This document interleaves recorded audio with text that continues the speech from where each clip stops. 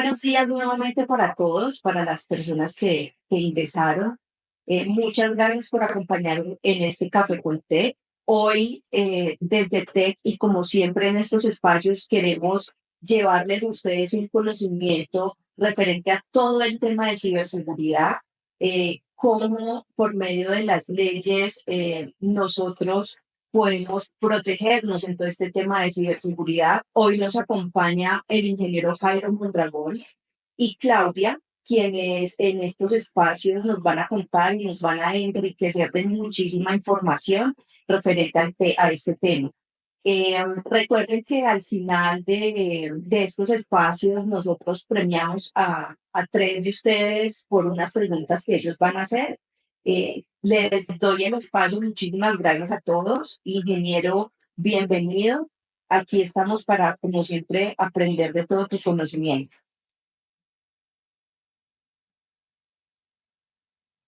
Vale, muchas gracias. Buenos días a todos. Por favor, me confirman cuando estén viendo mi pantalla. Perfecto, la estamos viendo, Ah, ingeniero Jairo. vale, muchas gracias. Muchas gracias por lo ingeniero. Eh, Antes que nada, quiero saludarlos a todos hoy. Aquí yo soy Jairo Mondragón. Trabajo como head del equipo de preventa de Colombia y de Centroamérica para la región NOLA, que es todo el norte de Latinoamérica, compuesto pues por Colombia, Venezuela, Centroamérica y Caribe inglés. La idea de hoy es poderles hablar un poco acerca de temas que van más allá del antivirus o, por decirlo mejor, más allá del endpoint, en donde queremos darles una perspectiva un poco diferente frente a los temas que vienen sucediendo en la región en lo referente a ciertas situaciones. Para poder hacer eso, voy a arrancar contándoles un poquito el panorama de Colombia, específicamente 2024, estadísticas desarrolladas por el equipo de investigación de Kaspersky a nivel global, exclusivamente para temas de Colombia. Lo primero que quiero contarles es que durante el año pasado se registraron cerca de 57 millones de ataques hacia direccionamiento IP en Colombia, pero principalmente, en donde hubo un crecimiento del 5%. Fíjense que aquí simplemente estamos hablando de que son 157.000 ataques por día, 110 ataques por minuto y 57 millones si lo ponemos frente a la cantidad de colombianos que existimos hoy en día, que somos cerca de 54. Estamos hablando de que posiblemente podríamos hacer referencia a 1.1 ataques eh, por persona que se dieron durante el año pasado. Es decir, que pudimos haber sufrido algo de esto.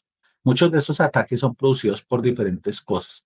Lo primero, por temas de adware, que es todo lo que es esas noticias o esas, más bien esas estrategias de marketing que salen en los navegadores que fueron inducidas para mirar lo que la gente, cuáles son sus hábitos de navegación y poderles ofrecer cosas que no puedan ser de interés de ellos, que son abusadas por los atacantes, herramientas de hacking, obviamente, temas de piratería, donde en Colombia es muy frecuente encontrar esos temas de piratería porque todavía estamos con la cultura de no querer pagar un Office, por ejemplo, entonces nos vamos y nos conseguimos herramientas como estas de KMS Auto para poder tener un Microsoft Office, entre comillas, legal o por lo menos activado, y eso hace que se disparen múltiples amenazas.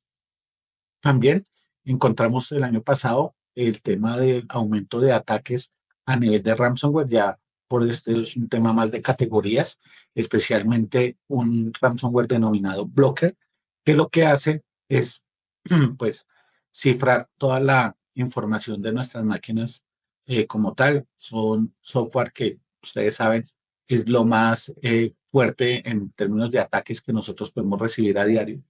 Eh, y bueno, el año pasado hubo muchas compañías que sufrieron este tipo de ataques, unas muy pocas afortunadamente decidieron pagar, pero siempre se vieron afectadas sus operaciones y se produjeron pérdidas. Si ustedes se dan cuenta, solamente Blocker, sumando este Win32 Blocker y este MSI Blocker, suman un poco más del 50% de los ataques que se presentaron el año pasado. Entonces, esto hace que sea un poco más previsible que nosotros tengamos que tomar acciones que vayan orientadas a prevenir este tema de ataques a través de ransomware. También tenemos un poco de los troyanos financieros que usualmente se disparan hacia final de año. Ustedes saben, por las festividades, todo lo que viene de amor y amistad. Luego sigue que el Día de los Niños, o bueno, el 31 de octubre, que es el Día de las Brujas, y luego para la temporada decembrina también impacta, aunque el año pasado se presentó una baja en este tipo de ataques, pero estamos hablando de 93.000 ataques durante el año, lo cual son 255 ataques diarios que se pueden llegar a presentar.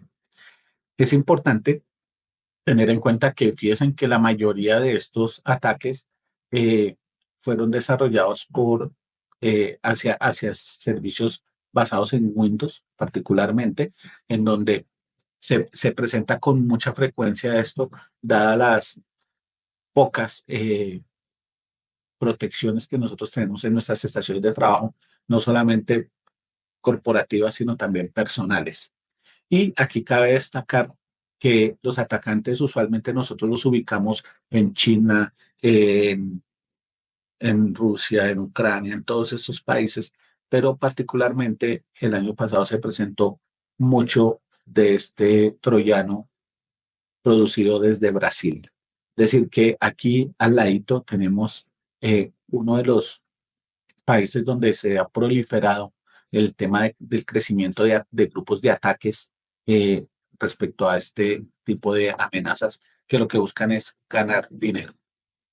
También ataques a dispositivos móviles. Las amenazas móviles subieron sustancialmente, subieron un 70% para el año pasado. Pasamos de tener 10 millones de ataques a tener 17 millones de ataques, cerca de 171.000 ataques durante 2 meses, cerca de un poco más de 450 al día, lo que nos deja con serias posiciones frente al tema de los ataques sobre estos dispositivos móviles. No les voy a decir cuál es el dispositivo móvil más atacado, creo que lo pueden ver en pantalla, y esto obedece a que hay cerca del 90% de las personas utilizan Android hoy en día o tienen los dos tipos de teléfonos, Android y iOS, es más común esa combinación, haciendo que sean mucho más apetitoso para los atacantes poder utilizar esto. Pero también hay que tener en cuenta que existen hoy en día bandas criminales, especialmente en Colombia existen bandas criminales que han pasado de utilizar este tema del gota a gota a tener aplicaciones, desarrollar aplicaciones que ustedes pueden ver por diferentes redes sociales que ofrecen que usted puede tener un crédito de 1, 2, 3 millones de pesos en menos de 5 minutos con la aplicación. Y estas bandas criminales lo que se hacen es que le giran la plata, pero empiezan a cobrar al estilo gota a gota, lo cual hace que en su desesperación por pagar esas deudas que crecen y crecen, no diario, sino por horas, lo que hacen es que van y abren otra aplicación para sacar plata y pagar la primera deuda. Eh, Recientemente atraparon una banda de estas en Colombia que tenía cerca de 30 aplicaciones. Entonces, el problema es que es como lo que decimos comúnmente, tapar un hueco abriendo otro, lo que está sucediendo y pues resultaron muchas personas estafadas con este tipo de cosas, con esto de los préstamos rápidos, acompañados pues de estos temas de altos intereses, acoso, extorsión, amenazas de muerte, etcétera. También tenemos el tema del phishing. El phishing en este tema de ataques es el ataque más común. Este nunca va a perderse. Si me lo preguntan, es el ataque que tiene más sofisticación, perdón, que no solamente tiene más sofisticación, sino que es el más utilizado porque siempre hay gente que cae. Al igual que pasa en la calle, en donde las personas todas siguen cayendo en diferentes tipos de fraudes que se hacen en cajeros automáticos, el tema del paquete chileno, que son técnicas utilizadas desde muchos años, desde antes de los 2000 incluso, todavía la gente sigue cayendo, siempre va a haber gente en esto. Y el phishing es uno de esos tipos de ataques en donde siempre va a haber alguien que caiga, ya sea a través de phishing por correo electrónico, smishing a través de temas de SMS, de mensajes de texto, como ustedes pueden ver aquí abajo, o a través de algo que se llama el phishing, que es los ataques que usualmente se hacen a través de llamadas telefónicas, que para nadie es un secreto, se hacen desde la cárcel hacen esas llamadas telefónicas y nos vemos abocados a ver todo esto. Siempre llegan temas de la DIAN, pues todo el mundo se asusta con la DIAN, hasta la misma DIAN, supongo, se puede asustar con esto. Y tenemos un tipo de ataque que de pronto no va tanto orientado a robarnos a nosotros, pero sí a robarnos económicamente, no, pero sí a robarnos nuestros recursos, que se llama todo lo que tiene que ver con el blockchain, que es básicamente utilizar recursos de cómputo de las compañías para poder hacer todo el tema de manejo de criptomonedas, ya sea temas de blockchain, y que requieren mucha capacidad de cómputo. Y ya los ladrones o los abusadores de esto ya no quieren utilizar el tema de sus propias infraestructuras porque consumen demasiada energía. Entonces lo que hacen es empezar a atacar las infraestructuras corporativas que tienen poder de cómputo y abusar de ese poder de cómputo para lograr sus objetivos. Entonces, todo esto, brevemente resumido, porque son muchos más los que se tienen, pero quería hacer énfasis en estos, nos dan una perspectiva de qué es lo que sucedió el año pasado y por qué tenemos que nosotros empezar a cuidarnos frente al tema. Pero no nos quedemos solamente en lo que pasó. Hablemos un poquito de las predicciones para este año. Este año creo que ya empezamos a vivirlo. El tema del aumento de los ciberataques impulsados por la inteligencia artificial. Eh, Como ustedes saben, la inteligencia artificial ha traído muchos beneficios a las personas en sus tareas diarias, a las organizaciones en sus operaciones, a las empresas de ciberseguridad como Kaspersky, que permiten agilizar muchos procesos de detección de amenazas, pero también ustedes saben que existen algunos sitios de inteligencia artificial desarrollados para hackers, por hackers para hackers, en donde ellos también hacen todos los procesos de inteligencia y son grupos supremamente hábiles para manejar toda esta tecnología. Lo primero es que ya se empezaron a evidenciar fraudes en diferentes documentos que se presentan, eh, como pueden ser pasaportes, mm, documentos de identificación personal, que son muy cercanos a la realidad. Son mucho más difíciles de poder detectar que sean falsificados. Ya no es como antes, ya todo se hace por inteligencia artificial y queda casi perfecto que esto pueda llegar a suceder. También están utilizando la inteligencia artificial para poder acceder, por ejemplo, a aplicaciones de los dispositivos móviles. Para nadie es un secreto, por ejemplo, que aquí en Colombia se presentan robos de celulares, el famoso raponazo, pero nosotros ya no estamos trabajando con el raponazo. Y ahora los ladrones se bajan y les piden a ustedes desbloquear el celular para poder hacer los procesos de fraude financiero, poder hacer transferencias desde sus cuentas bancarias, desde las aplicaciones legítimas. Esto es una forma de hacerlo. La otra forma de hacerlo es esta que ustedes ven aquí, que es una técnica ya utilizada por cibercriminales brasileños, en donde ellos toman fotos provenientes de Facebook, fotos provenientes de las publicaciones que hace la gente y lo que hacen es empezar a poner esas fotos o eso dentro de las mismas aplicaciones bancarias y generar el acceso a las aplicaciones bancarias a través del FaceTime, falsificando pues la realidad de que la persona está ahí y otorgando el acceso hacia esas aplicaciones para poder lograr los fraudes financieros. Es increíble cómo los cibercriminales han tomado ventaja de esto y nos pueden llegar a tomar mucha más ventaja si no nos ponemos pilas en resolver esto.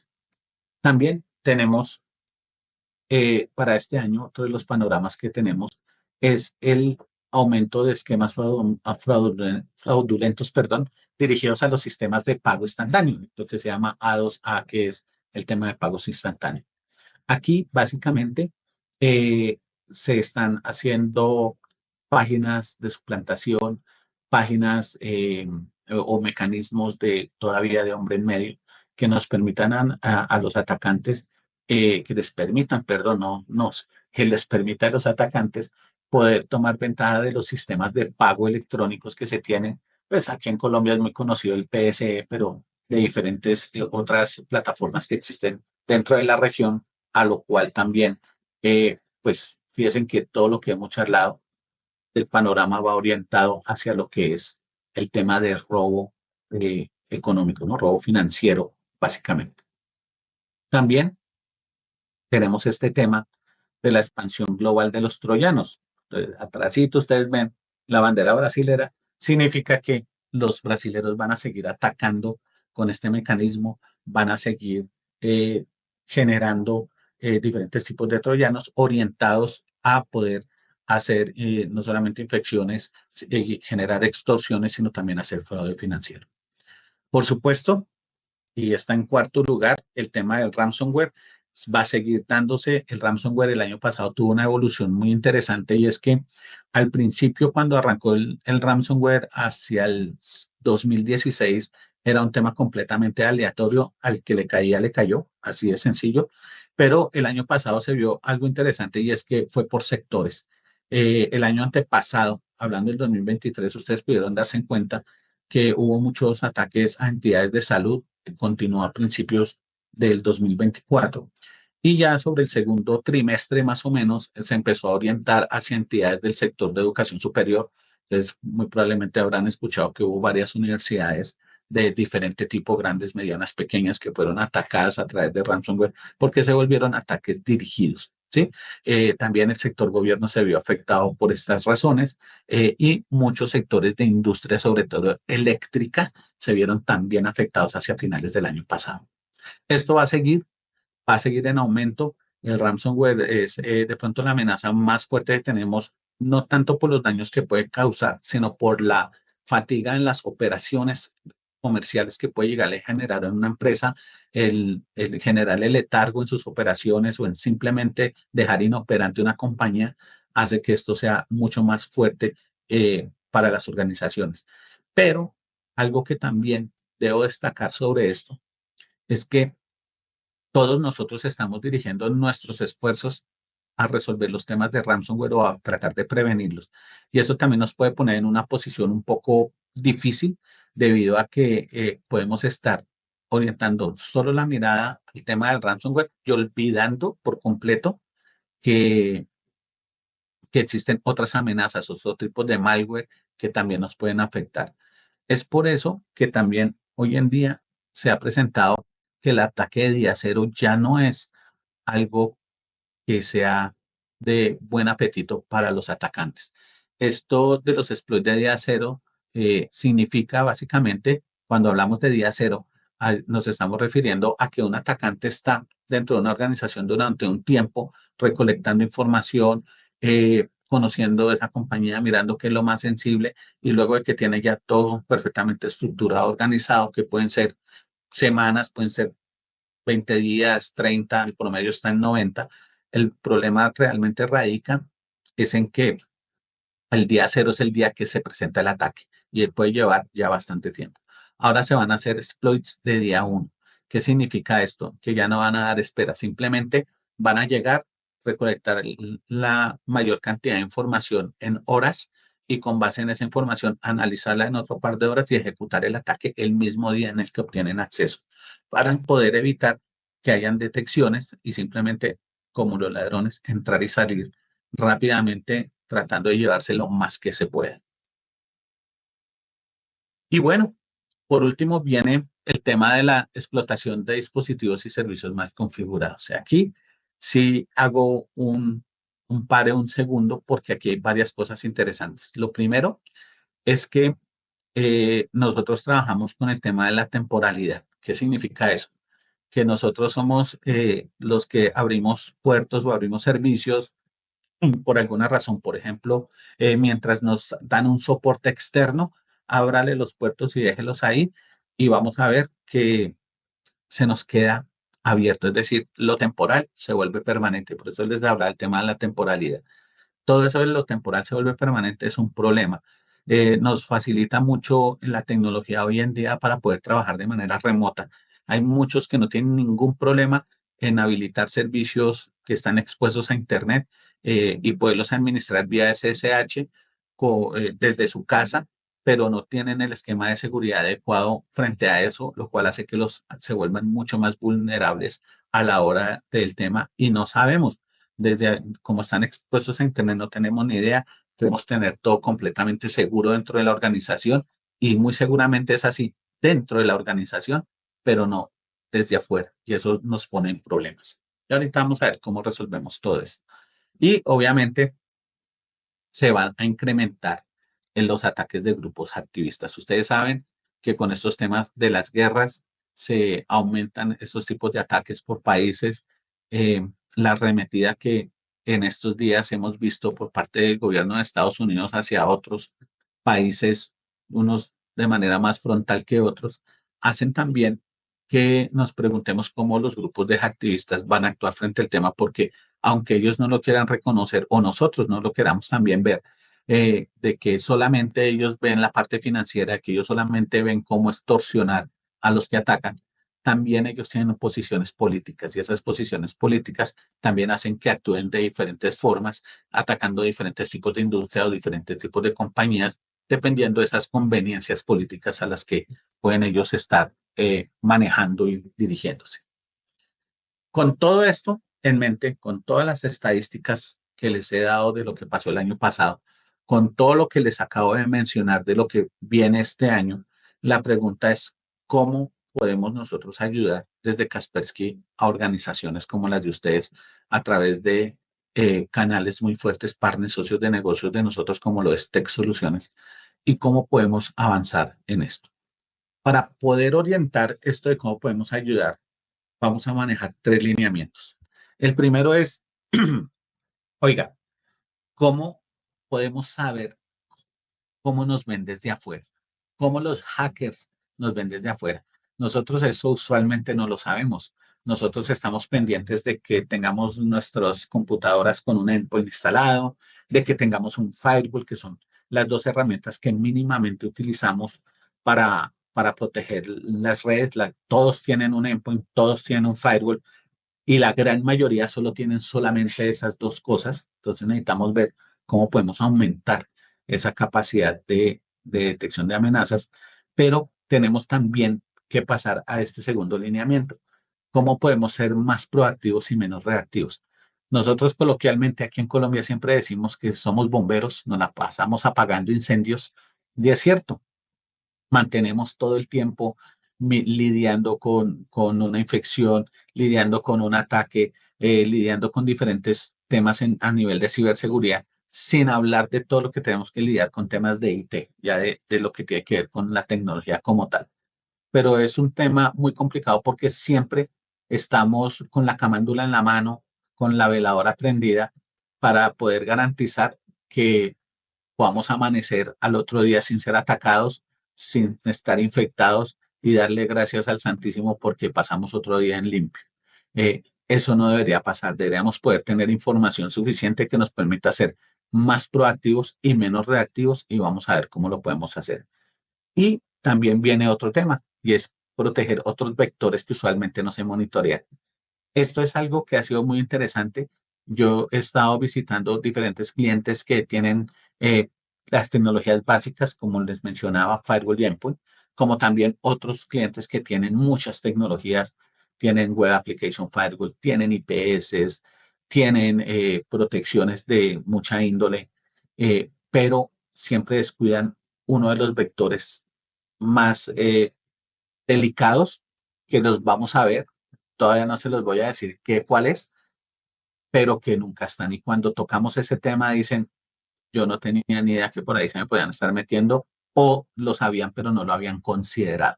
Entonces vamos a ver cómo podemos, bajo estos tres lineamientos, poderles ayudar en un momento determinado. Arranquemos por el primero, saber cómo nos ven desde afuera. Para esto, Kaspersky tiene una solución que se llama Digital Footprint Intelligence o para que no me compliquen, DFI. DFI, ¿qué es un DFI?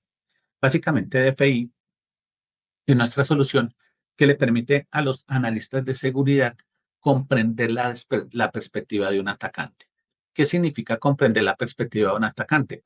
Bueno, significa que nosotros usualmente no monitoreamos nuestros recursos de red por fuera de nuestra red corporativa. Entonces, que nosotros podamos ver cuáles son esas posibles rutas de ataque que puedan llegar a tener, que podamos saber qué información se puede estar vendiendo de nuestra compañía en la dark web.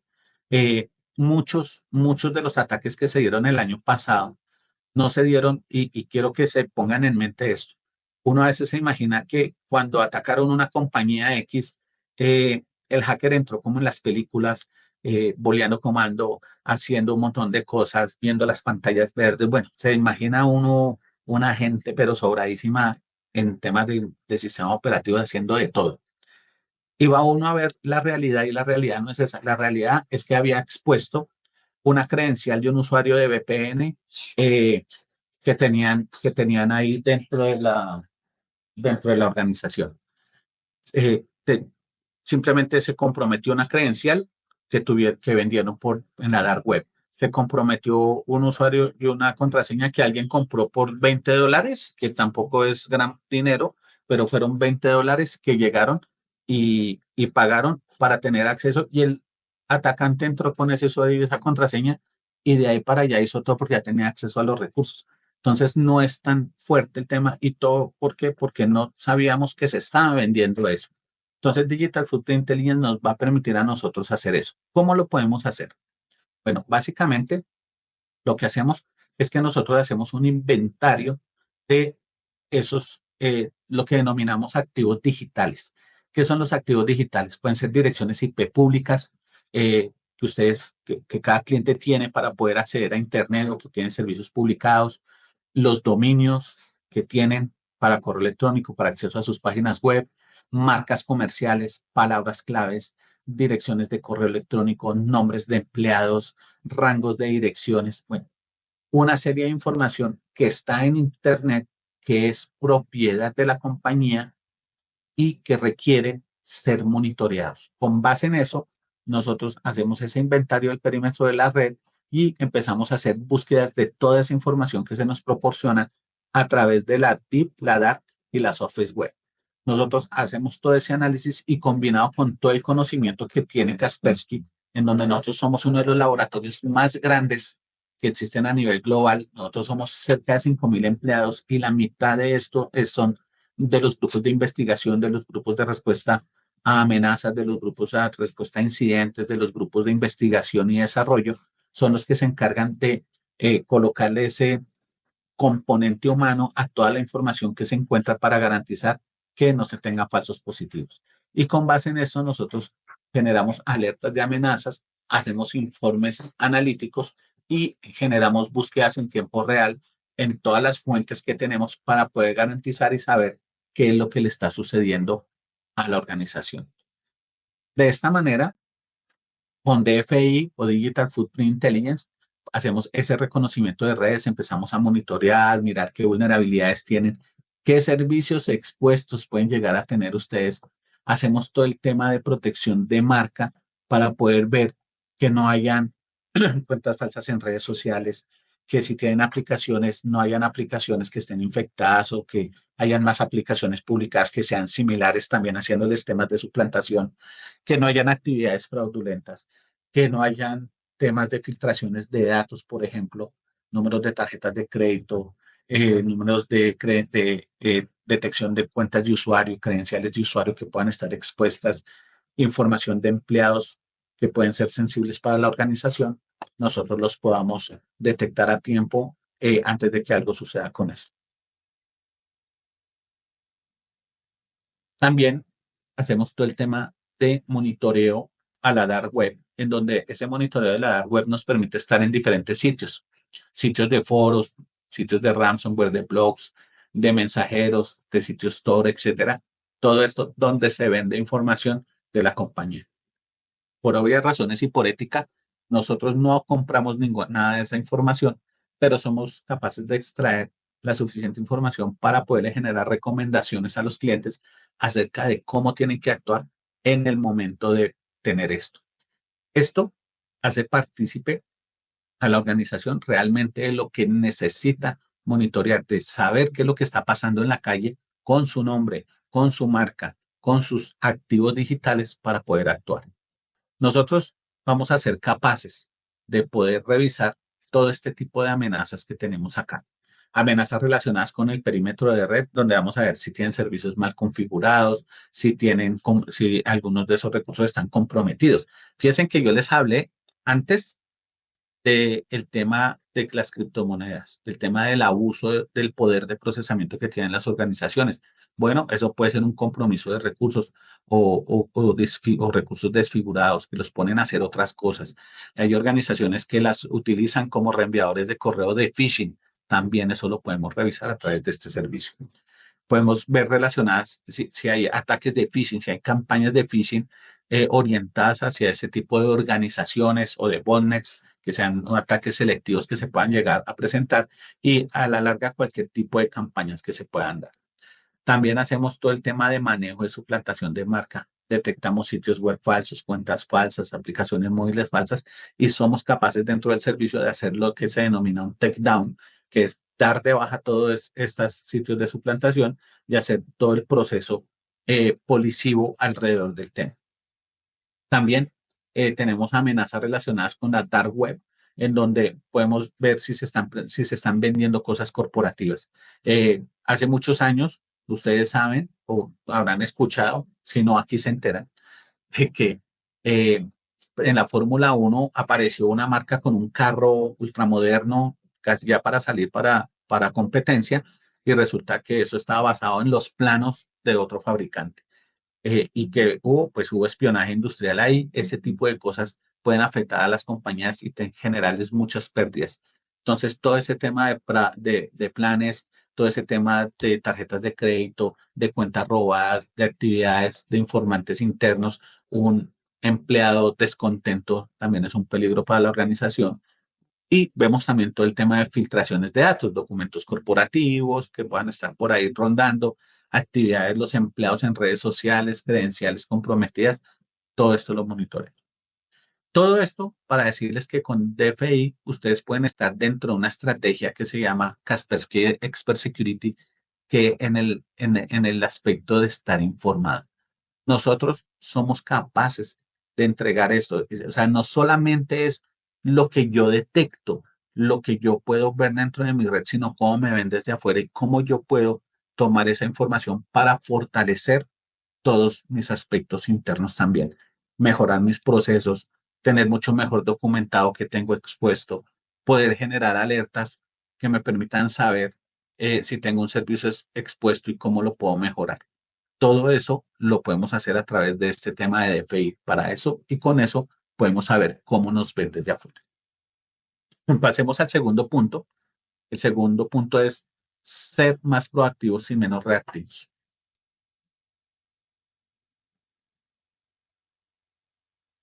Disculpe. El tema de la proactividad es algo que es muy complicado en estos temas. Por lo que les digo, nosotros estamos acostumbrados a actuar como bomberos. Entonces, en ese sentido, el poder pasar de ser reactivo a ser proactivo es mucho más complicado. Sin embargo, si contamos con las herramientas adecuadas, creo que lo podemos lograr. Y ahí es donde aparece Kaspersky 100. Kaspersky 100 es una plataforma que es el corazón, básicamente, de un sistema o de un modelo de XDR, en donde vamos a poder confluir diferentes tipos de tecnología hacia un punto central para saber qué está pasando. ¿Cuál es la diferencia? Kaspersky SIEM es un Next Generation SIEM.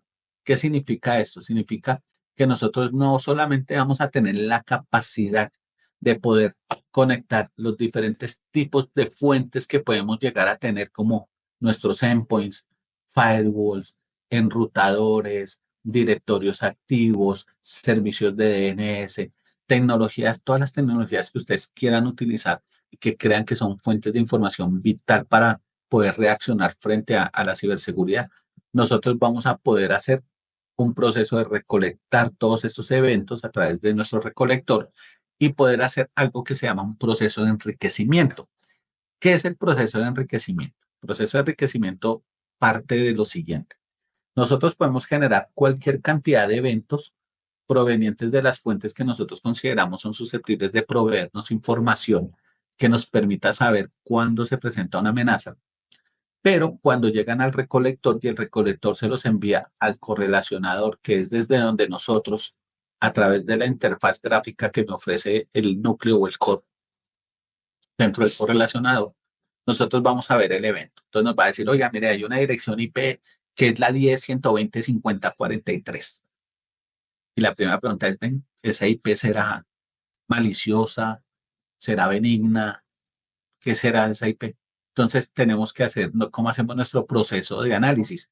Bueno, pues el especialista tiene que ir a Internet, a San Google, a buscar esa IP, a empezar a mirar si cómo está, cuál es el nivel de reputación de esa dirección IP y empezar a tratar de determinar si esa IP es maliciosa o no. Esa investigación le puede tomar para esa sola IP unos 15, 20 minutos, que no es mucho tiempo, pero muy seguramente tendrá más eventos.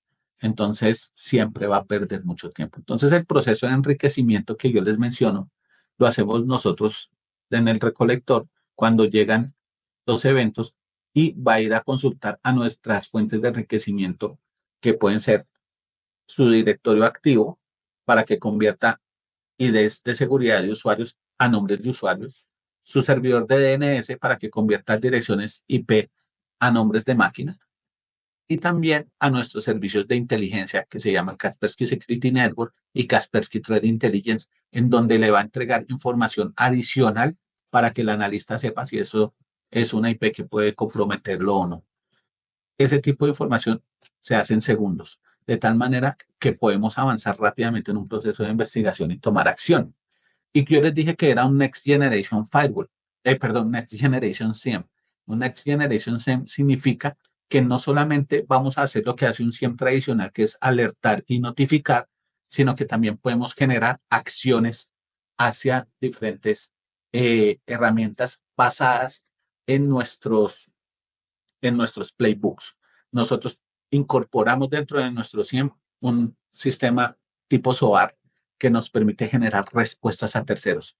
Usualmente ustedes tienen que adquirir un SIEM y un SOAR por aparte para poder tener todo el proceso de orquestación y automatización de respuestas. Aquí las respuestas ya vienen incluidos dentro de la solución y vamos a poder generar respuestas a los componentes de Kaspersky, pues obvio, es lo que se espera, pero también a soluciones de terceros. Es decir, que yo pueda mandarle una respuesta al firewall diciéndole que después del proceso de enriquecimiento, esa dirección IP que, que si revisamos realmente es maliciosa, le mande una orden al firewall para que bloquee el acceso a esa dirección IP y evite que mis estaciones de trabajo se intenten conectar allá para filtrar información o para descargar comandos y controles, botnets, etcétera, que me puedan comprometer más la red. Este tipo de cosas las hacemos y nos permite desarrollar. ¿Por qué les digo que somos muy buenos con este tema? Bueno, porque primero tenemos más de 200 fuentes de compatibilidad, es decir, tenemos conectores para un sinnúmero de tecnologías, incluyendo competencia nuestra, en donde ustedes pueden conectar temas de Barracuda, de BeyondTrust. Voy a hablar de las conocidas aquí en Colombia. Barracuda, BeyondTrust, aquí está Broadcom, Checkpoint, Cisco, Citrix, CrowdStrike, que es de nuestra competencia, CyberArk, tenemos también ESET, competencia, F5, Farai, también competencia, ForcePoint, competencia, Fortinet, obviamente, Gigamon, IBM, Huawei, Imperva, Juniper, MariaDB, Microsoft, MikroTik, NetScout, Netscope, NetWrix, Oracle, Proofpoint, Radware, SentinelOne, SonyWall, Sophos, Trend Micro, Trustwave, Bingware, WatchGuard, y Scaler, por ejemplo, esas son conocidas aquí en Colombia y obviamente muchas más, son 200, no están todas acá, pero son conectores que ya vienen y simplemente es configurarlo para que nos conectemos y ya tengamos información. Los podemos conectar por diferentes tipos de transporte, protocolos, por tipos de datos, por dominios de seguridad y obviamente nuestras soluciones de Kaspersky.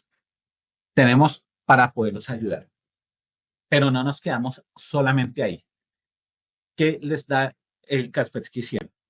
Podemos identificar rápidamente amenazas. ¿Y por qué? Un SIEM tradicional les permite a ustedes hacer correlación de eventos, pero ustedes tienen que construir las reglas de correlación. Tienen que saber cuáles son los logs, crear las reglas de correlación, hacer todo esto y las victorias tempranas que puedan llegar a tener.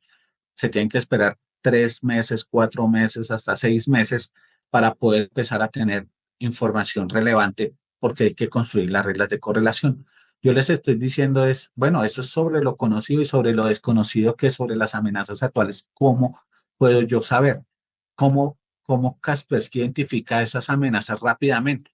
Bueno, pues lo hacemos porque nosotros vamos a incluir más de 650 reglas dentro del 100 con escenarios de ataque que son vistos por nuestros especialistas en casa matriz, desde nuestro SOC, donde nosotros hacemos monitoreo global de todas las amenazas, vamos construyendo esas reglas y esas reglas se le entregan a los clientes para que los clientes puedan simplemente instalar Kuma, activar reglas y empezar a detectar amenazas de manera automática. Es decir, que ya estamos pasando de 4, 5, 6 meses a tener victorias tempranas de 2 días. Por mucho 2 días, estoy diciendo, incluso estoy dando mucho tiempo porque pueden ser horas. ¿Sí? He visto casos en donde con conectarlo a la media hora ya tenemos un sinnúmero de alertas que toca empezar a revisar porque pueden haber amenazas reales dentro de una red. Entonces, esto facilita mucho la tarea de los analistas. Está el tema de enriquecimiento. Esto es un ejemplo del enriquecimiento. Cuando se recibe la telemetría desde una fuente, supongamos que este es el evento, solamente están llegando estos 4 datos, él lo pasa por nuestro proceso de enriquecimiento de lo que denominamos esos objetos observables, que son las direcciones IP, las URLs, etcétera.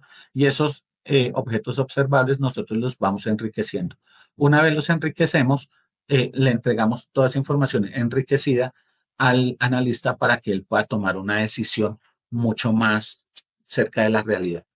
Recuerden, entre más información de contexto yo tenga, la decisión que se tome va a ser más acertada y por obvias razones vamos a poder hacerlo mucho más rápido, vamos a evitar indisponibilidad en los servicios y si yo estoy seguro que es eso, bueno, puedo generar una respuesta automatizada. ¿Por qué? Porque traemos opciones de respuesta integradas. Nosotros ya traemos playbooks diseñados dentro de la solución que nos va a permitir a nosotros responder a nuestras soluciones de manera automática para generar estos bloqueos que le menciono. Oiga, si se presenta esto, bloquea aquí, mande un análisis de antivirus sobre la estación de trabajo, bloquee una IP, bloquee una URL, bloquee una dirección de correo electrónico, genere alertas a través de Telegram para que el administrador o el analista sepa, mándele a firewalls también bloqueos, ¿sí? Pero no solamente tecnologías de Kaspersky, y fíjense que hay tecnologías de terceros en los que nosotros vamos a poder entregar también esas respuestas automatizadas. Vamos a poder bloquear cuentas de usuario, vamos a poder decirle, por ejemplo, a un analizador de vulnerabilidades que le envíe un análisis de vulnerabilidades a una máquina y me genere un informe y que cuando yo llegue al otro día tenga eso en el buzón. Ese es el tipo de cosas que logramos hacer con 100. Entonces, fíjense, y el 100, yo les dije que se alimenta con el Trade Intelligence, es decir, que lo puedo combinar con ese tema de DFI también, empezar a combinar toda esta información, tomar ese DFI como fuente para tomar acción. Entonces, ya no solamente voy a saber cómo me ven en la calle, sino voy a poder ser mucho más proactivo porque tengo información que me permite tomar decisiones antes de tener el ataque. Entonces esa camándula y esa veladora que yo les dije antes que deberíamos tener, ya no la vamos a necesitar tanto, ¿sí? No, no les digo que no se sigan encomendando, obviamente toca, pero ya no va a ser tanto, ¿sí? No va a ser tanto ese sufrimiento. Por último, ya para ir cerrando y darle paso a Claudia, vamos a ver cómo se protegen otros vectores que usualmente no se monitorean. Y aquí es donde entra el tema del Scan Engine. Kaspersky Scan Engine es una solución que tiene esta definición. Es una solución de detección de amenazas que se puede integrar casi con cualquier tecnología. Bueno, con cualquier aplicación. Pero para poder entender esto, simplemente piensen en esto. De casualidad, ustedes tienen servicios que puedan ser portales web en donde la gente le suba archivos de manera externa en su organización. Un portal web para subir, qué sé yo, un PQRS, para subir una autorización médica para una matrícula de una universidad, bueno, para lo que sea, suben archivos. Créanme que la respuesta del 99.9% es sí, tengo un portal donde me envían eso. También, si tengo procesos de intercambio de archivos por, por procesos automatizados a través vía SFTP, FTP, también caen esto. Entonces, ¿cómo funciona esto? Básicamente, esto es un ejemplo. Usualmente, en un PQRS, un cliente, supongamos, se conecta desde un café internet, él se conecta a la página web, vamos a suponer que es una empresa de servicios públicos, a colocar un PQRS, rellena el formulario y requiere adjuntar eh, información, evidencia de lo que está sucediendo.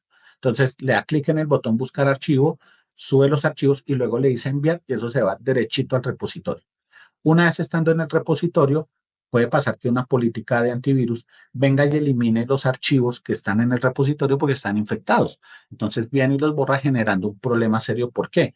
Porque para el cliente, el usuario ya recibió un ID del PQRS diciendo su PQRS fue recibido, pero el que hace la investigación no va a poder ver nada porque la evidencia fue eliminada gracias a que el antivirus, por política que decía lo que no puedas desinfectar, elimínalo, hizo su tarea y lo eliminó, generando un problema para la organización.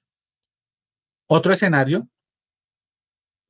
que se puede llegar a presentar es la recepción de archivos de terceros. Una compañía que por la noche tiene que mandar archivos a otra compañía acerca de sus ventas, porque tiene que devolverle plata, como pasa, por ejemplo, con las droguerías de dispensación en nuestro sistema de salud. Ellos tienen que mandarle a la EPS por la noche cuál fue el listado de medicamentos que dispensaron para que la EPS les pague, pues tiene que enviar esto a través de un servicio de SFTP usualmente y lo recibe el servidor sin ningún problema. Y pasa exactamente lo mismo. Viene el antivirus, elimina el tema generando un problema mayor. ¿Por qué?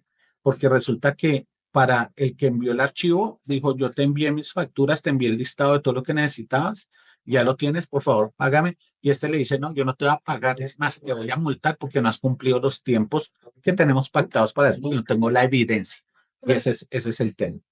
Entonces, ¿cómo podemos nosotros poder resolver esa situación? Bueno, pues con nuestro Scan Engine. Nuestro Scan Engine les va a permitir a ustedes tener un servidor central de antivirus en donde vamos a hacer lo siguiente. Vamos a coger la página web y vamos a hacer que le pregunte a Scan Engine cuándo se suban los archivos. De esa manera, los clientes cuando se conecten al portal web y rellenen todo y ahí le digan enviar, ese enviar ya no va a ir al almacenamiento, sino va a venir a preguntarle al Scan Engine, quien va a generar lo que denominamos un, ¿qué? Un evento, un veredicto, es la palabra, un veredicto, en donde le dice, oye, no, no te puedo recibir ese archivo porque viene infectado. Ya cuando el cliente resuelva su problema y desinfecte el archivo, me lo envía y él genera un veredicto válido, se lo va a entregar de manera segura al almacenamiento. También vamos a poder hacer que él, por ejemplo, cuando se hacen los procesos automatizados, también haga exactamente lo mismo, genere un veredicto de no recepción en caso de que venga infectado. Y cuando los archivos vengan ya perfectamente limpios, va a generar un veredicto aceptado y se van a entregar al almacenamiento.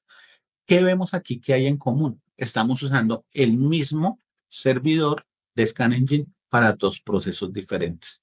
Esto hace que sea una solución muy versátil que se puede implementar para esto, para diferentes tipos de escenarios que tienen que ver con aplicaciones personalizadas, incluyendo almacenamientos en buckets de C3, o lo podemos integrar con firewalls, con servidores de NAS, con web gateways para garantizar desinfecciones.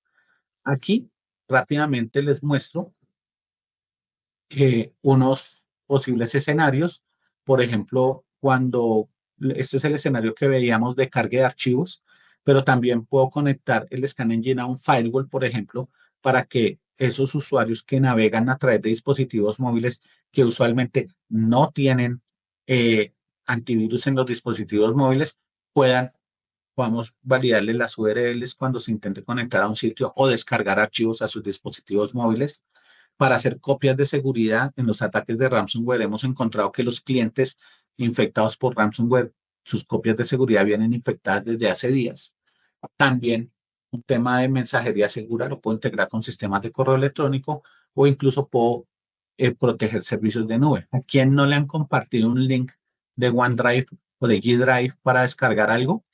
Y lo descarga sin saber que está infectado? Con la integración que se puede hacer con el firewall, podemos hacer que todo lo que se cargue o se descargue a servicios de nube se analice antes de que llegue allá. Entonces, súper importante el manejo de estos textos vectores. Básicamente, me disculpan, me pasé unos minutos, pero eso era básicamente todo lo que tenía para contarles frente a esto. Espero que haya sido de interés. Discúlpame, Claudia. Por favor, continúa con tu presentación.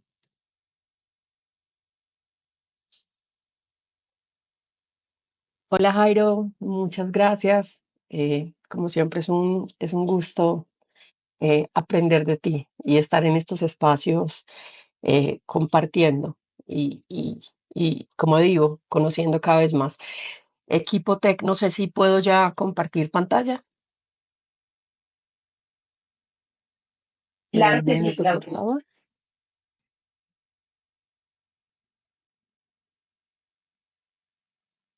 ¿Me confirman si están viendo ya mi pantalla?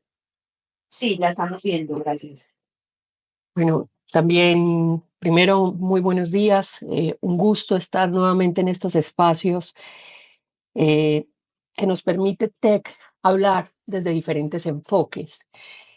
Mm, Mi nombre es Claudelena Escobar Restrepo, soy abogada, he sido docente, eh, conferencista, he trabajado como consultora hace varios años, he trabajado en el sector financiero y, y para mí este análisis desde el día de ayer del pensar si más allá de este, como decía Jairo, de un endpoint, de un antivirus, estamos protegidos, me hizo pensar en una conferencia de hace pocas semanas, un par de conferencias hablando de reglamentación de inteligencia artificial en nuestra región latinoamericana, porque tenía que plantear un gran hito y es cómo estamos, cuál es el contexto. Y Jairo comenzó mostrando un panorama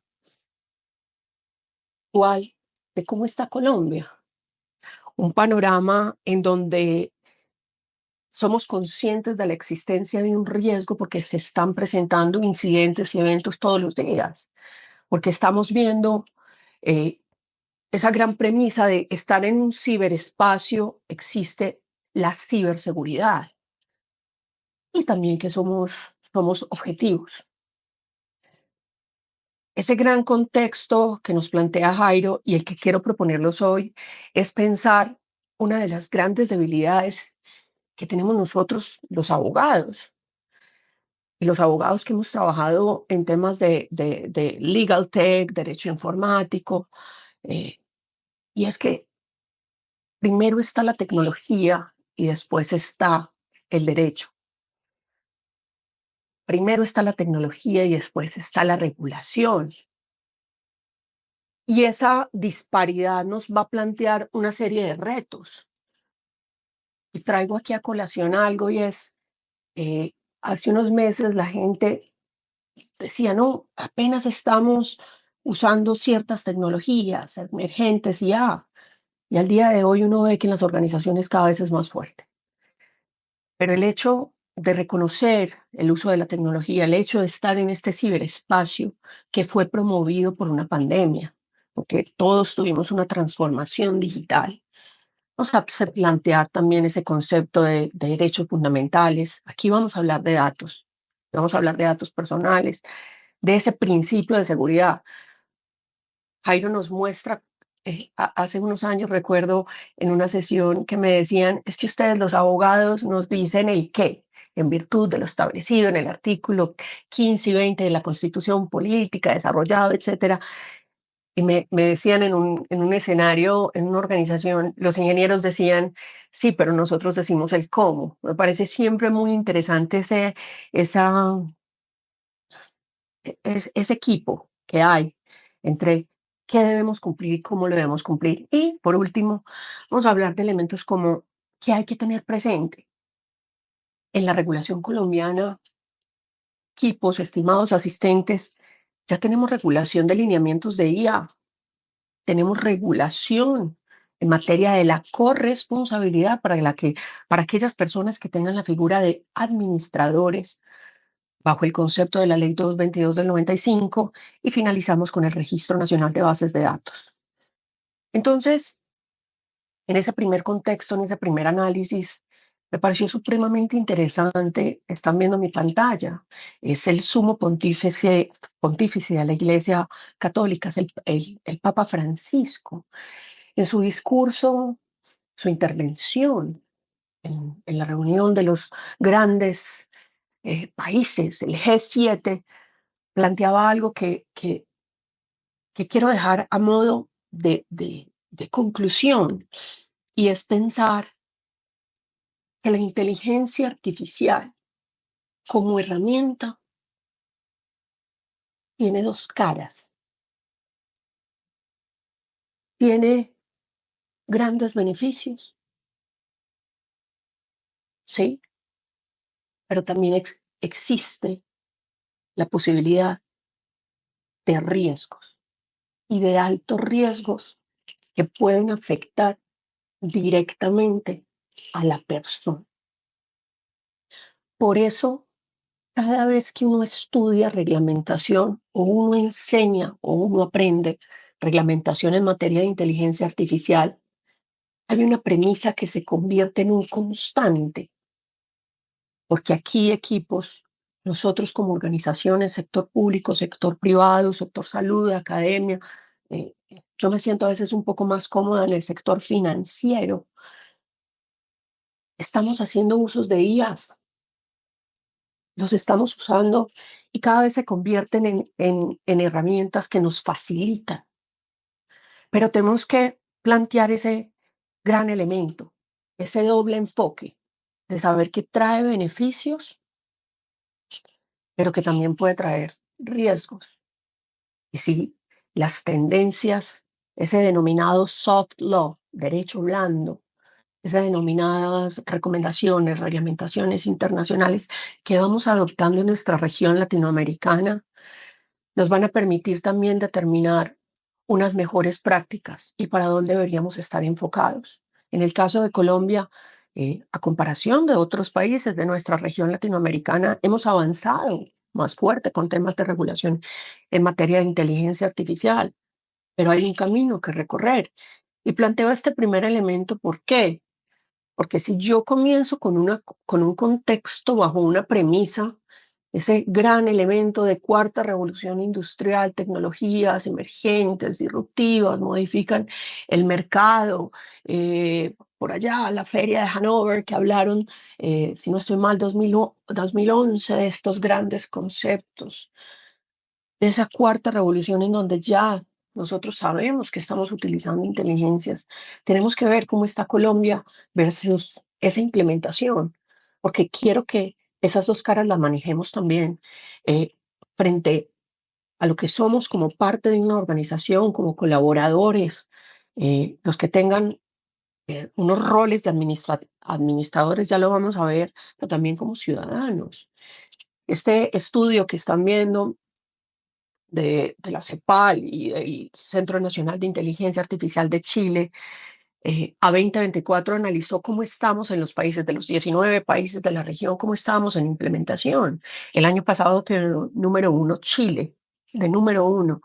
Eh, no hace mucho, ellos ya expidieron una ley de protección de datos personales que modificaba la anterior, fortaleciendo estos conceptos, fortaleciendo estos conceptos, fortaleciendo ese derecho blando de recomendaciones, de regulaciones que nos trajemos, en especial del caso europeo. Colombia tiene una figura, Colombia está con un 52.64%. No somos pioneros, no, somos adoptantes en materia de IA. ¿Qué significa esto, Claudia? Que la IA ha ido cada vez más fortaleciéndose e integrándose en sectores de la economía. Se ha ido integrando, pero hay un camino por recorrer. Y hago este hincapié en este elemento porque justo en febrero de este año, equipos, ya en Colombia, a diferencia de otros países, tenemos un COMPES enfocado a la inteligencia artificial, en donde vamos a encontrar un documento que va a establecer las políticas a través de las cuales los derroteros, los desafíos, retos, lineamientos a través de los cuales nosotros como país deberíamos enfocarnos en materia de inteligencia. Pero soy tendenciosa en mostrar lo que voy a mostrar. Esta diapositiva que ustedes ven habla de 3 conceptos. Habla de riesgos en protección de datos, de ciberseguridad, de cómo nosotros como país estamos evidenciando debilidades en medidas de protección. Y número 3, hablamos de ese gran concepto de inteligencia artificial. Entonces, esto nos está mostrando un contexto en donde ya hacemos uso de herramientas, de tecnologías, tenemos debilidades y tenemos derechos fundamentales que proteger. Tenemos derechos fundamentales que proteger como organizaciones, independiente de la tecnología que se esté usando. Y por allá, en derecho comparado, en el análisis académico, dicen, es que las IAs no deben tener una sobrereglamentación. ¿Por qué? Deberían ser reglamentadas solamente por ese concepto de soft law, de derecho blando. ¿Por qué? Porque no tenemos certeza cómo va a evolucionar la inteligencia artificial. No sabemos hasta dónde pueda llegar. Y probablemente una sobreregulación nos implique también satanizarla, no permitir su evolución. Pero equipos, si estamos ante una realidad, tenemos que conocer los riesgos que trae esa realidad. Y los riesgos tienen que hablar de principios, y en especial de principios de seguridad. Todo lo que nosotros hacemos día a día involucra un derecho fundamental, la protección de los datos personales. No conozco una organización que no tenga un solo dato personal, que no tenga un solo dato relacionado con una persona natural, una persona física. ¿Que tienen diferente naturaleza? La respuesta es sí, pero es un derecho fundamental y está protegido. Y cualquier actividad que hagamos con esos datos personales están reglados. Y en el caso de Colombia, en este modelo híbrido de regulación que nosotros tenemos, nuestra máxima autoridad es la Superintendencia de Industria y Comercio. ¿Puede imponer sanciones y multas en el sector privado? La respuesta es sí. En el sector privado compulsa copias a la Procuraduría. Y hay un elemento que quiero mencionar. El Registro Nacional de Bases de Datos es una plataforma, es un directorio público administrado por la SIC. Voy a seguir diciendo SIC, en donde todas las sociedades, entidades sin ánimo de lucro, tuvieran activos de, superiores a 100.000 VTs, debían registrar sus bases de datos. En el sector público, independiente de los activos.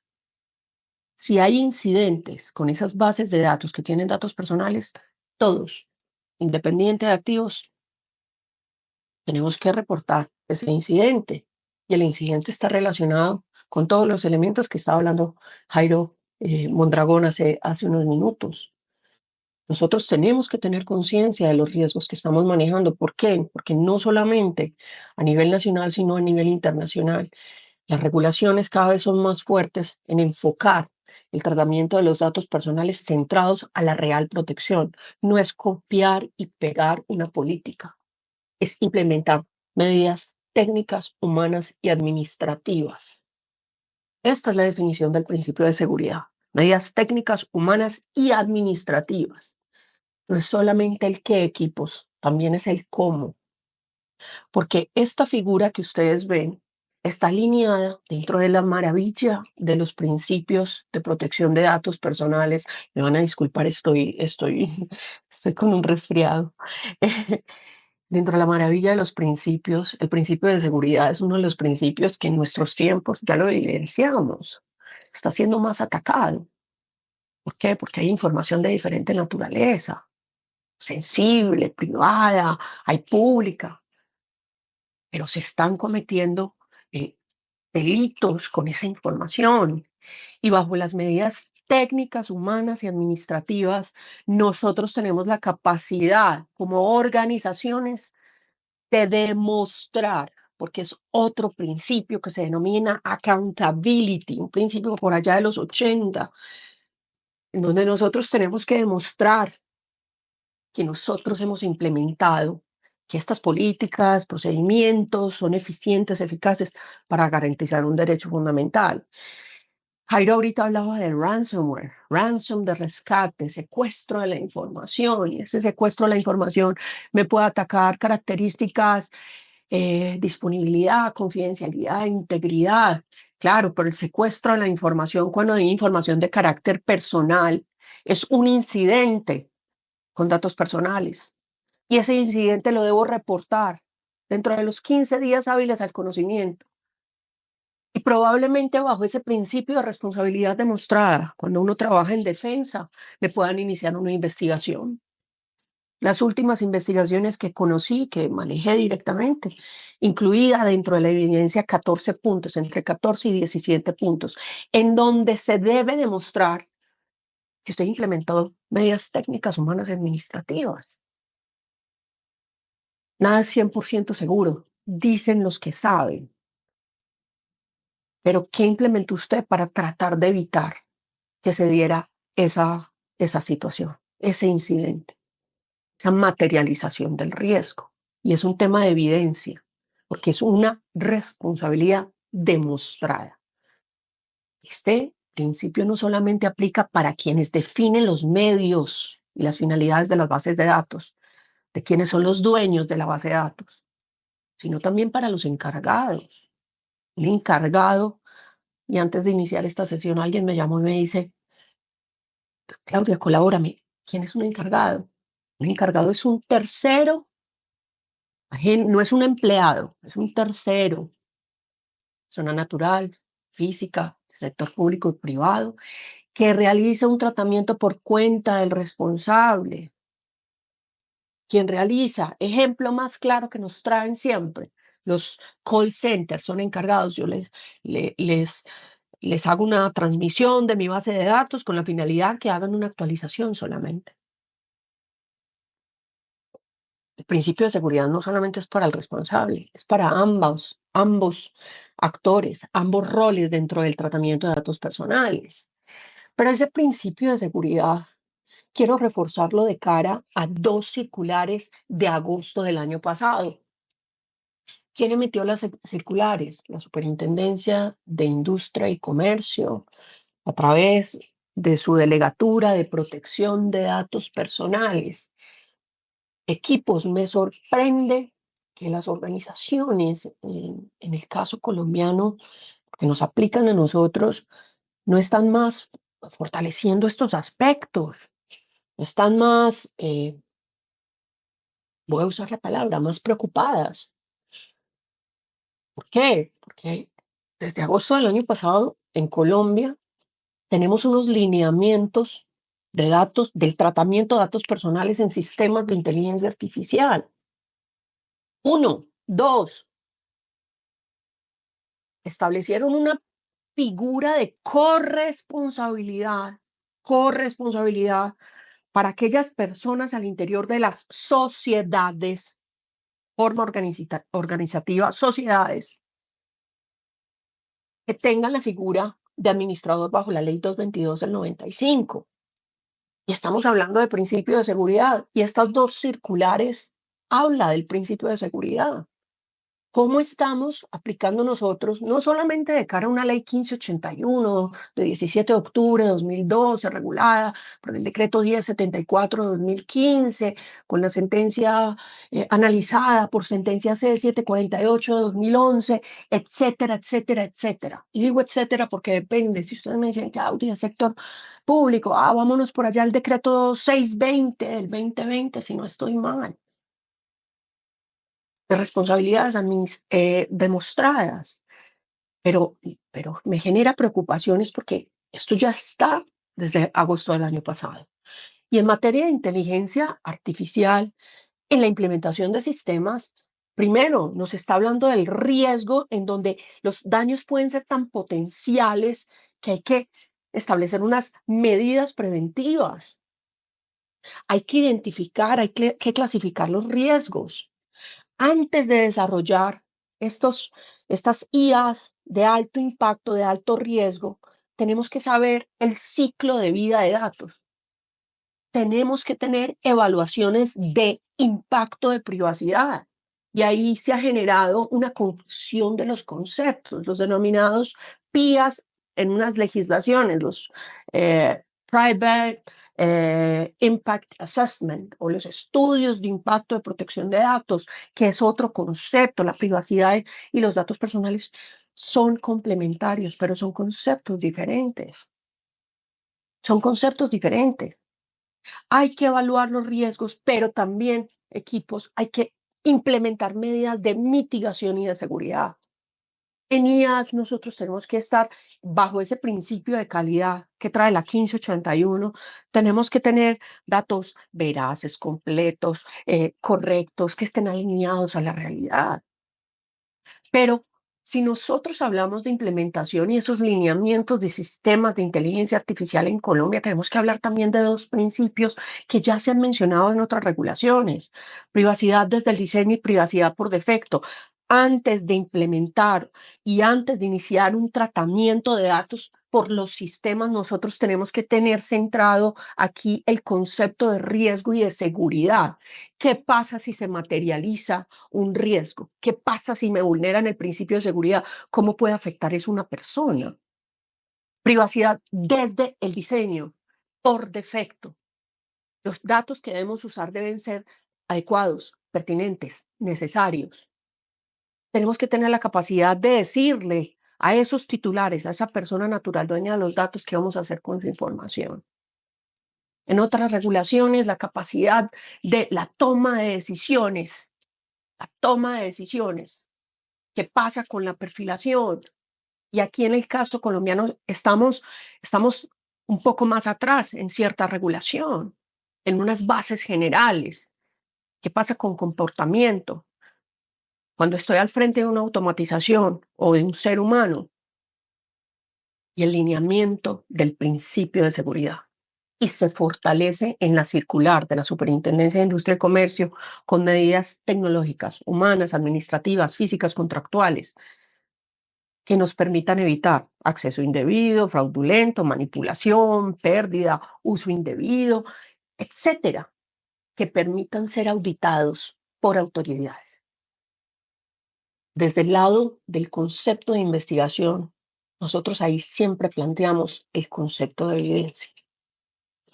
Entonces, quiero que seamos en esa línea de análisis, que seamos tendenciosos. En la pregunta va la respuesta. Comenzamos pensando, ¿será que un endpoint, un antivirus es suficiente? Cuando estamos viendo también que la regulación, que el contexto nos está demostrando que vamos ya un poco más allá, que no solamente ha evolucionado la tecnología, pero también han evolucionado los ataques. Nosotros tenemos que tener la capacidad de garantizar unos derechos de titulares. Tenemos que tener la capacidad de demostrar que sí hemos aplicado no solamente el cumplimiento de la ley, pero que sí hemos aplicado aquellas medidas realmente eficientes. Pero hay algo que pensé bastante, porque aquí sé que hay sector público también. Y este elemento es importante porque quiero dejar una reflexión. Hay otra segunda circular de agosto del año pasado, que es la 003. Equipos.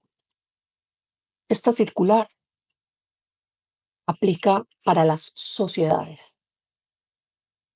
Aplica para las personas que tengan el rol de administrador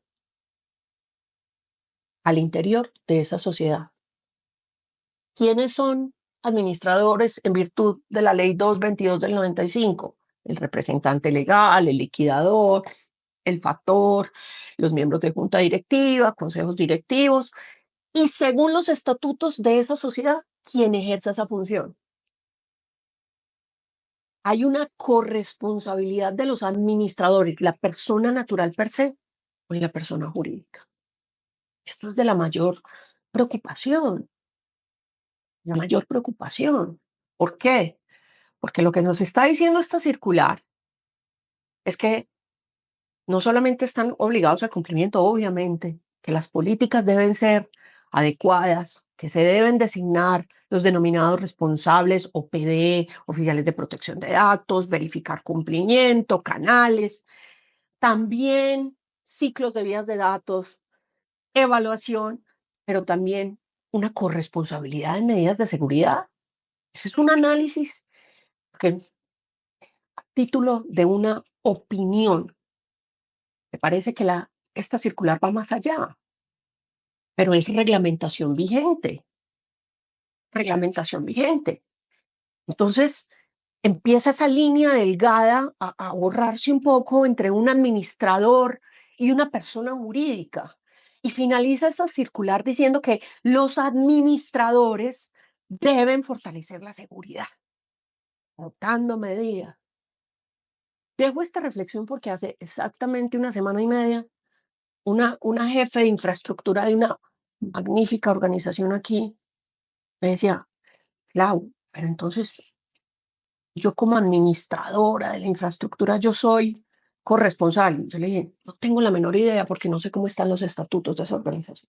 Tengo la menor idea si ese rol o ese cargo tenga esa característica bajo la ley 222 del 95. Entonces, eso es un análisis que quería dejarles también planteado, porque estamos hablando de sanciones, multas, bloqueos, carácter institucional o personal, hasta 2.000 salarios mínimos legales mensuales vigentes, entre otros grandes conceptos. Y esta plataforma que yo les menciono, este directorio público RNB, Registro Nacional de Bases de Datos, administrado por la Superintendencia de Industria y Comercio, es clave para tres grandes elementos. Yo como ciudadana, cada vez que tengo un problema con datos, ingreso y consulto. Uno. Dos, yo como responsable gestiono todas mis bases de datos. Sencillo. Gestiono todo, administro mis bases de datos, conozco cómo estoy en inventarios, qué tengo de medidas de seguridad, qué información tengo contenida, etcétera, etcétera. Pero también, como organización, ojo con el concepto tan amplio que estoy usando, como organización, si en algún momento fui objeto de en este sentido, en este contexto de un ataque y un incidente, yo debo reportar. Yo debo reportar esos incidentes. Lo que les menciono, el registro nos va a pedir una serie de elementos de información. Un incidente es efectivamente la vulneración. Esta definición es directamente de la circular única de la Superintendencia de Industria y Comercio. Vulneración, violación de códigos de seguridad, pérdida, robo, acceso no autorizado, fraudulento, con datos personales, no impersonales. Datos relacionados con una persona natural. Conozco el incidente, tengo 15 días hábiles siguientes al conocimiento para registrar en este RNBD. Pero esto aplica para todos, inclusive los sujetos no obligados a registrar sus bases de datos. En la práctica uno no ve esto. Dejo la pregunta abierta. ¿Será por ignorancia? ¿Será por desconocimiento? ¿Será por miedo a reportar? Dejo esa pregunta abierta. Pero sí debemos registrar los incidentes. Así se ve un registro de incidentes de seguridad dentro de la plataforma, en donde nos va a preguntar titulares, qué afectó, qué tipo de causal fue, fraude interno, externo, falla, qué afectó, confidencialidad, integridad, disponibilidad. Y hay un elemento que nos sirve también para apoyar esta gestión, y es el protocolo para gestión de incidentes de la Superintendencia de Industria y Comercio. Equipos, ustedes me pueden hablar de estándares internacionales, de las ISO 27000, 27001, y los aplaudo. No quiero decir que no sea la mejor práctica, claro que sí, pero cuando existe una ley especial, ojo con lo que menciono, cuando existe una ley especial en el país, tenemos que No solamente tomar la ISO, pero complementarla con la regulación específica. ¿Por qué? Porque si ustedes ven los pasos que hay en esta diapositiva de la Superintendencia de Industria y Comercio, vamos a encontrar cómo gestionar un incidente. Nosotros identificamos, contenemos, evaluamos, claro, pero también tenemos que reportar. ¿Dentro de qué? Dentro del término establecido por la reglamentación, que son 15 días hábiles siguientes al conocimiento. Finalizo con una recomendación. Hay una actualización que vence el día 31 de marzo. Los que están obligados a registrar sus bases de datos tienen que actualizar su información. El plazo máximo es este lunes, si no estoy mal, si es 31 el lunes. Tengan presente eso. Por favor, no olviden eso. Esa actualización es la actualización que denomino la del año, la que es la más fuerte, la que es más completa. Medidas de seguridad, medidas técnicas, todo lo que tiene que ver con información, número de titulares, encargados. Muchísimas gracias por este espacio. Ahí estaba sonando mi temporizador para no irme a pasar unos segundos. Mil gracias. Muchas gracias a ti, Claudia, por el espacio. Bueno, ya antes de comenzar este espacio de preguntas, donde les hemos mencionado que vamos a premiar la participación de 3 de nuestros asistentes, quiero tomar un momento para agradecer a todos ustedes por la participación en este primer Café con Tech del año, a nuestros ponentes, tanto Jairo como Claudia, por compartir su conocimiento y ayudarnos a entender la importancia de la ciberseguridad más allá de lo evidente. A todos los que están aquí, a los líderes, empresarios, profesionales de TI que nos acompañaron, digamos que también por el tiempo y el compromiso que tienen con la protección de sus empresas. En este momento desde Tech, nosotros no solo estamos atentos a esta realidad y la tenemos mapeada, sino que estamos trabajando activamente para cambiarlo. Estamos desarrollando soluciones que van mucho más allá de lo tradicional, que complementan y van de la mano con lo que vimos el día de hoy y que están diseñadas para que ninguna empresa se quede desprotegida ante todas las crecientes amenazas que están en este momento. Entonces, este café realmente no es el final de la conversación, es el comienzo, porque queremos que todos sigamos aprendiendo y tomando acción, porque pues ya sabemos de que la ciberseguridad no espera y que tenemos que ser reactivos y proactivos, perdón. Entonces, pues nada, ya le así como decimos con el espacio de las preguntas para que terminemos el espacio y también atentos a toda la información que les enviaremos sobre este espacio. Gracias, Juan. Bueno, nuevamente les agradezco a todos por participar activamente en estos Café con Tech. Al final de estos espacios de conocimiento, como usted queremos llevar a ustedes, hacemos 3 preguntas. Jairo arranca con una, Claudia con otra y Jairo cierra con otra. Por favor, el que tenga la pregunta participa por medio de alzar la mano y el primero que lo y a ese le damos el espacio. Al final le tomamos los datos y les hacemos llegar pues el obsequio a cada uno de ustedes. Entonces, Jairo, lánzanos la pregunta, por favor. Así, bien difícil, bien difícil. ¿Cuáles fueron las 3 tecnologías que mencioné? ¿Cómo le podemos ayudar a resolver sus problemas? Por aquí. Por Soporte aquí. Germán Londoño. Todo el mundo alzó la mano. Muy bien.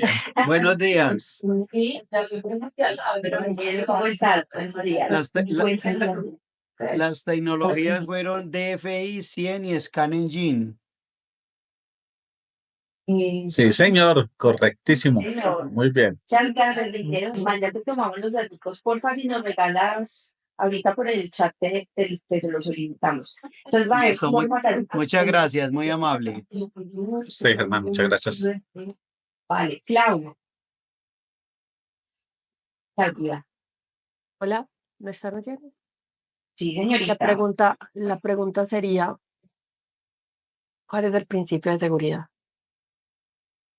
¿Cuál es el principio de seguridad? Hacemos la manito.